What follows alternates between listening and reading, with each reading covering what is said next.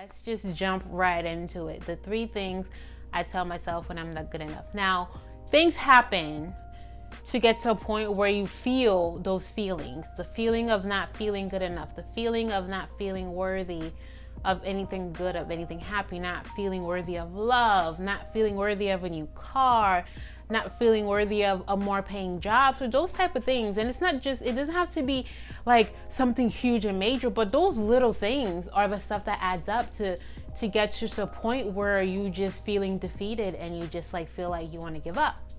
So once you're able to work through those little things adds up to bigger things, and you get to a point where you do feel good enough, you do feel worthy, and you start believing that you are worthy and that you are good enough. One thing I struggle with is feeling behind.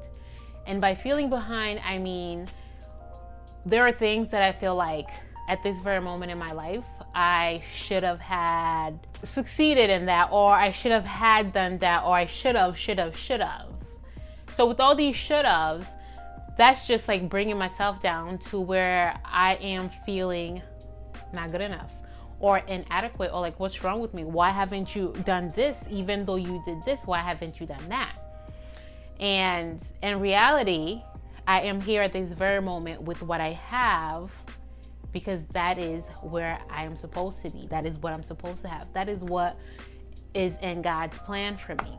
So when I am feeling behind, my favorite verse in the Bible is Psalms 28:7. The Lord is my strength and my shield.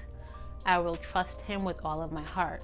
I can say that to myself like 2 or 3 times a day if I need to, because throughout the day, there are things that are happening, or there are things that will happen that will get me to that feeling of not feeling good about myself, or not feeling worthy, or not feeling enough, or feeling behind in some things. And it's like, no, if you trust in the Lord, you know he has a purpose for you.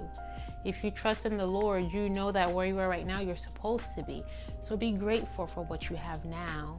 So that's 1. Now, number 2, I struggle with procrastination. Now, if you know what it feels like to struggle with procrastination, you're going to understand where I'm coming from with this, because struggling with procrastination is one thing, but once you procrastinate and not do the task at hand, then you feel bad about it, and then it's just a cycle. So it's like you start telling yourself, I am not good enough. I'm this, I'm that, I'm this, I'm that, because I didn't get this done, I didn't get that done. And then the next day comes along, I didn't get this done, I didn't get that done. So all of that is just like a cycle, and it pretty much starts eating you up. And then you start feeling even worse about yourself. I struggle with that. That's me. I go through that. Because I'm a procrastinator, or I used to be, or I suffered with procrastination, I decided to take a step back and really just work through procrastinating. My biggest issue was cleaning my room. Like, I would have laundry on my bed, I would have this here, that there, and and I'm just like, all right, I'll get to that. But then something else piles up. I'm like, oh, I'll get to that. Something else piles up. Then I'm just like, oh my gosh, there's so much happening in my room. I do not want to even be bothered. I do not even want to deal with it. But I also want it done. I want it done. I just can't get to it mentally. I'm blocked. It's like there's a block there, because I'm just like, oh my gosh, I'm having anxiety. I don't want to deal with all this laundry. I don't want to deal with this. I don't want to deal with that. So I procrastinate to do it. But even though deep down inside, I know I want to do it and I need to do it, but I'm just procrastinating. Then with that cycle itself, I am feeling worse about myself. Now, you talk about not feeling worthy, not feeling good enough, not feeling inadequate. Walk into a room that is just full of everything, laundry in your bed and all this and that. You will feel small, because you would think, oh my gosh, I'm so lazy, I can't do this. I'm so this, I didn't do this. Why can't I just clean my room? I just have to sit back, take a breather, and tell myself I can do hard things. Because, the best way to get something done is to start. But if you're a procrastinator, you have a hard time starting. So I really just have to sit back and tell myself, I can do hard things. Because at that very moment, cleaning my room is hard for me. At that very moment, picking up that pile of clothes off my bed is hard for me. So I just have to sit back and be like, I can do hard things. I can do hard things. I can do hard things. I start believing I can do hard things. I start doing hard things. I start seeing myself doing hard things. And my room was a hard thing for me. And I did it. I clean my room right now. I keep my room spotless because that alone just keeps my mind clear.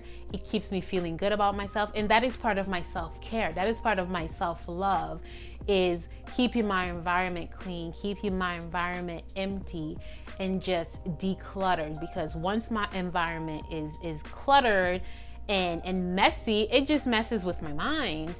And then I go back to that I am not worthy and I am inadequate and I am not enough. But in reality, I am. In reality, I am, you are, she is, he is, we all are. We just have to work through that. We just have to work through it. So when you get to a space of a place where you find something hard or you see something as hard, you just tell yourself, I can do hard things, because you can, because you are strong enough. You are worthy of doing hard things. You are worthy of feeling good about yourself. You are good enough to know that you deserve happiness. You deserve to feel good. So that was number 2. We're getting somewhere. I hope you're writing notes, because all this right here is really what has helped me with my self-love, with my self-care, with my self-acceptance, and just understanding and believing and knowing that I am worthy and I am good enough and I am adequate. The third one is, I know you've heard this before, their opinion of me is none of my business. Their opinion of you and me is none of our business. You know, people's rude comments and opinions have always taken more space in my mind than it needs to. And that's because I used to worry about what people thought of me. I used to worry about pleasing people and such. And when you are a people pleaser and you're worried about what people say, when they have an opinion of you or a bad opinion, or they say something rude to you, that really affects you. And that's me. It affects me. It affects me, and it gets to that point where I am questioning who I am. I am questioning my personality. I am questioning my values. I'm just like, wait, what? No. Their opinion of me is none of my business. I love repeating that over and over and over again. Sometimes, you know, some days I don't have to say it, and some days I say it like 10 times. Their opinion of me is none of my business. It is none of my business. So I worry about my opinion of myself. I worry about being who I want to be, who I am working on becoming, who I am wanting to be to love myself. Self-care, you know, self-acceptance, feeling worthy, feeling good enough. That is what I worry about. So someone else's opinion has nothing to do with me. That was the third one. So I hope you were taking notes, because we went through 3 things that I tell myself when I am feeling not good enough. The first one is when I'm feeling behind. You know, I go to the book of life, which is the Bible. And there's plenty of scriptures that I go through and stuff like that. But one of them is Psalms 28:7, which is, the Lord is my strength and my shield, and I will trust him with all of my heart. Number 2, that's when I'm struggling with procrastination, with feeling lazy and stuff like that. Or with just anything that I feel like I am not worthy of having, I am not worthy of doing, or I can't do this, I can't do that. No, I can do hard things.